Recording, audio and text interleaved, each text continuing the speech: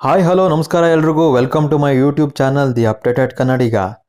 ಹೊಸ ವರ್ಷಕ್ಕೆ ಕರ್ನಾಟಕ ರಾಜ್ಯ ಜನತೆಗೆ ಕಾಂಗ್ರೆಸ್ ಸರ್ಕಾರ ಬಿಗ್ ಶಾಕ್ ನೀಡಿದೆ. ಅದೇನಪ್ಪ ಅಂತಂದ್ರೆ ಬಸ್ ಟಿಕೆಟ್ ದರವನ್ನು ಶೇಕಡ 15ರಷ್ಟು ಏರಿಕೆ ಮಾಡಿದೆ. ಇದು ಈ ಭಾನುವಾರದಂದು ಅಂದೇ ಜನವರಿ 5ನೇ ತಾರೀಕಿಂದ ಜಾರಿಗೊಳ್ತಾ ಇದೆ.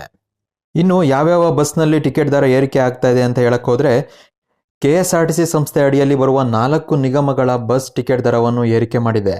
ಅದರಲ್ಲಿ BMTC, KSRTC, KKRTC ಅಂದರೆ ಕಲ್ಯಾಣ ಕರ್ನಾಟಕ ಸಾರಿಗೆ, ಇನ್ನೊಂದು NWKRTC ಅಂದರೆ ವಾಯುವ್ಯ ಕರ್ನಾಟಕ ಸಾರಿಗೆ. ಈ 4 ನಿಗಮದ ಬಸ್ಗಳಲ್ಲಿ ಇದೇ ಭಾನುವಾರದಿಂದ ಹೊಸ ಟಿಕೆಟ್ ದರ ಜಾರಿಗೊಳ್ತಾ ಇದೆ. ಹೊಸ ವರ್ಷಕ್ಕೆ ಜನರಿಗೆ ಬರೆ ಬಿದ್ದಂತಾಗಿದೆ.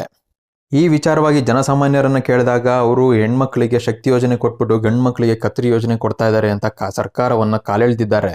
ಇದರ ವಿಚಾರವಾಗಿ ಸಾರಿಗೆ ಸಚಿವ ರಾಮಲಿಂಗಾರೆಡ್ಡಿ ಅವರನ್ನು ಕೇಳಿದಾಗ ನಾವು 10 ವರ್ಷದಿಂದ ಯಾವುದೇ ಟಿಕೆಟ್ ದರವನ್ನು ಜಾಸ್ತಿ ಮಾಡಿಲ್ಲ, ಇದು ಶಕ್ತಿ ಯೋಜನೆಯಿಂದ ನಷ್ಟ ಆಗಿದೆ, ಅದರಿಂದ ನಾವು ಕಾಂಪನ್ಸೇಟ್ ಮಾಡೋದಕ್ಕೆ ಟಿಕೆಟ್ ದರವನ್ನು ಜಾಸ್ತಿ ಮಾಡ್ತಾ ಇಲ್ಲ. ಮೋದಿ ಅವರು ಡೀಸೆಲ್ ದರ ಜಾಸ್ತಿ ಮಾಡಿದ್ದಾರೆ, ನಾವು ಆದರೂ ಕೂಡ 10 ವರ್ಷದಿಂದ ಯಾವುದೇ ರೀತಿಯಂಥ ಟಿಕೆಟ್ ದರವನ್ನು ಜಾಸ್ತಿ ಮಾಡಿಲ್ಲ.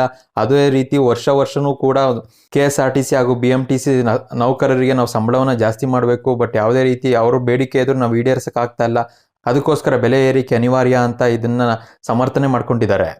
ಒಟ್ಟಿನಲ್ಲಿ ಹೊಸ ವರ್ಷದ ಸಂಭ್ರಮಾಚರಣೆಯಲ್ಲಿದ್ದ ಜನಕ್ಕಂತೂ ಇದೊಂದು ಬಿಗ್ ಶಾಕ್ ಆಗಿ ಕಂಡು ಬಂದಿದೆ. ಆದರೆ ಇದು ಇಷ್ಟಕ್ಕೆ ಸುಮ್ಮನಾಗುವಂಥ ಪರಿಸ್ಥಿತಿ ಕಾಣ್ತಾ ಇಲ್ಲ. ಈಗ ಬರ್ತಾ ಇರೋ ಅಪ್ಡೇಟ್ಸ್ ಪ್ರಕಾರ ಬಸ್ ಟಿಕೆಟ್ ದರದ ಏರಿಕೆ ನಂತರ ನೀರಿನ ದರ, ಆಟೋ ದರ ಮತ್ತು ಹಾಲಿನ ದರ, ಅದ್ರ ಜೊತೆಗೆ ಮೆಟ್ರೋ ದರ ಕೂಡ ಏರಿಸುವ ಯೋಚನೆಯಲ್ಲಿದೆ ಕಾಂಗ್ರೆಸ್ ಸರ್ಕಾರ.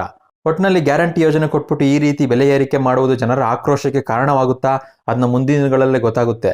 ಇದಾಗಿತ್ತು ಇವತ್ತಿನ ವಿಡಿಯೋ. ಇನ್ನೂ ಹೆಚ್ಚಿನ ವಿಷಯಗಳ ಬಗ್ಗೆ ನಾನು ವಿಡಿಯೋ ಮಾಡ್ತೀನಿ. ಅದುವರೆಗೂ ನಮ್ಮ ಚಾನಲ್ನ ಲೈಕ್ ಮಾಡ್ತಾ ಇರಿ, ಕಮೆಂಟ್ ಮಾಡಿ, ಶೇರ್ ಮಾಡಿ, ಸಬ್ಸ್ಕ್ರೈಬ್ ಮಾಡಿ ಅಂತ ಮತ್ತೆ ಮುಂದಿನ ವಿಡಿಯೋದಲ್ಲಿ ಸಿಗ್ತೀನಿ. ಅಲ್ಲಿವರೆಗೂ love you all, take care, bye bye.